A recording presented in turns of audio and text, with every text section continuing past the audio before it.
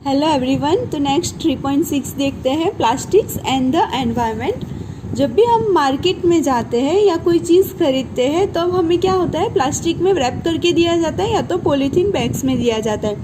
This is the one reason why plastic waste keeps the getting accumulated in our homes. और हमारे घर में यही है, जो प्लास्टिक वेस्ट जो है वो कंटिन्यूसली एक्यूमुलेट होता रहता है।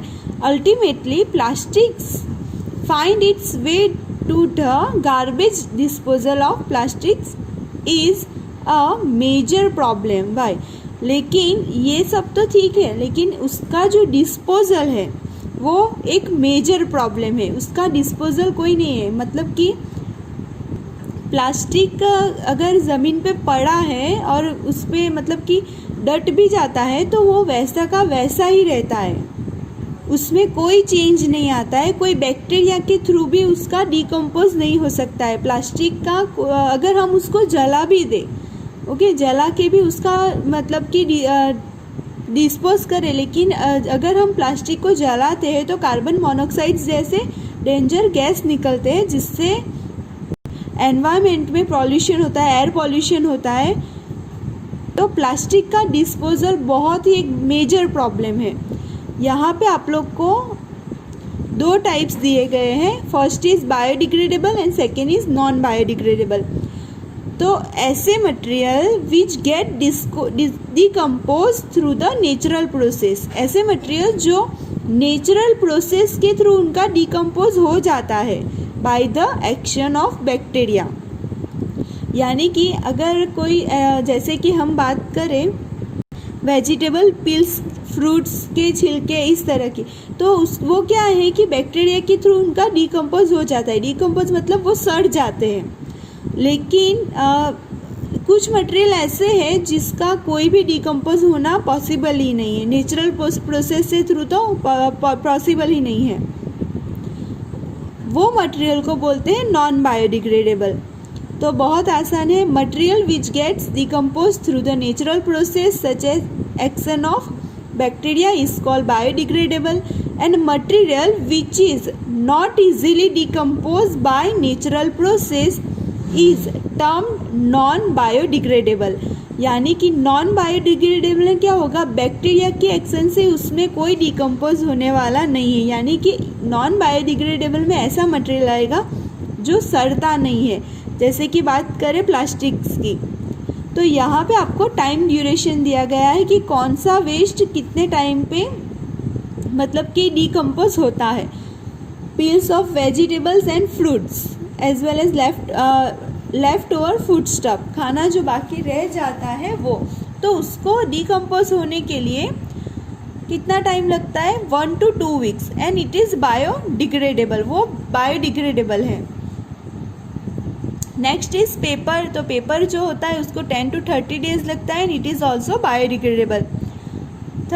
थर्ड है कॉटन क्लॉथ, उसको 2 to 5 months लगता है, एंड वो भी क्या है, बायोडिग्रेडेबल है। मतलब कि इसका बैक्टीरिया से डिकम्पोज हो सकता है, लेकिन टाइम जो लगेगा वो 2 to 5 months है। वुड, तो वुड को 10 to 15 years लगता है, as well as it is also biodegradable.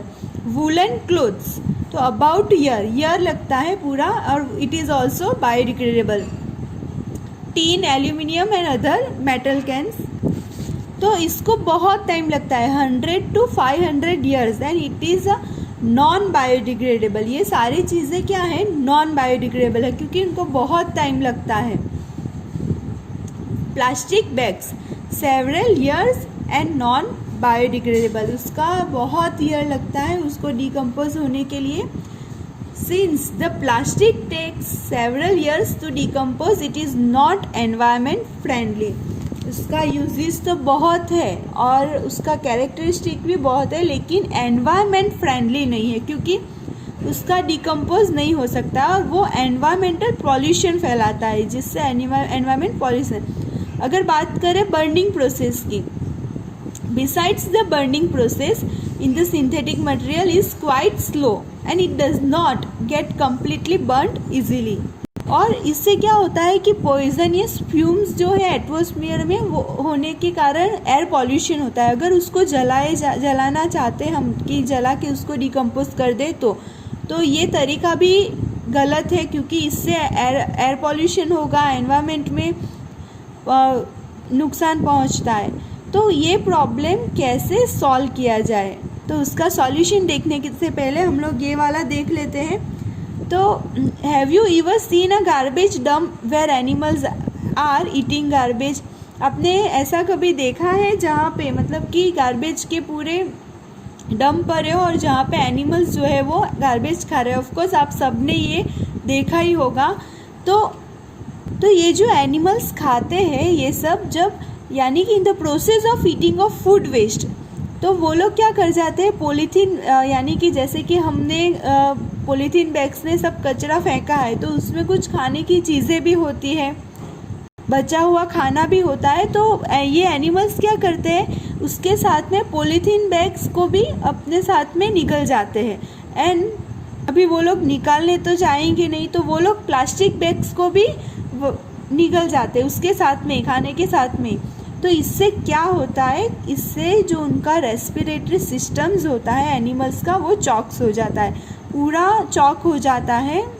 और फिर उनके पेट में जो है वो लाइनिंग बना देता है, यानी कि पूरा एक लेयर जैसा बना देता है, और जिससे उनका डेथ हो जाता है। ऑफ कोर्स रेस्पिरेटरी सिस्टम में प्लास्टिक जाने की वजह से पूरा चॉक हो जाता है और स्टमक में ये लाइनिंग क्रिएट कर देता है। तो ये एक डेंजर इफेक्ट होता है और इससे डेथ होता है।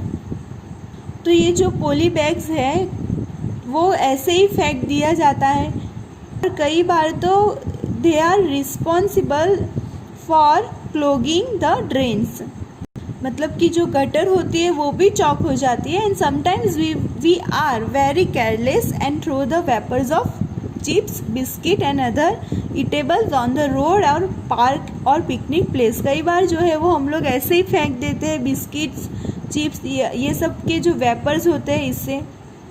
तो क्या आपको नहीं लगता है कि ये सब करने से हमें 2 बार सोचना चाहिए? तो as a responsible citizen what measures do you suggest to keep public places clean and free of plastic? तो एक रिस्पॉन्सिबल सिटीज़न होने के नाते आप इसको रिमूव कर, ये सबको रिड्यूस करने के लिए, ये सबको कम करने के लिए आपकी तरफ से क्या क्या स्टेप्स होने चाहिए उसके बारे में है। तो आप एक रिस्पॉन्सिबल सिटीज़न होने के नाते आप कौन से स्टेप्स लोगे ये प्लास्टिक का कचरा जो ऐसे ही पड़ा रहता है उसको डिस्पोज करने के लिए? तो उसको 5 लाइन्स आप लोग को लिखनी है, अपनी तरफ से लिखना है। कोई भी 5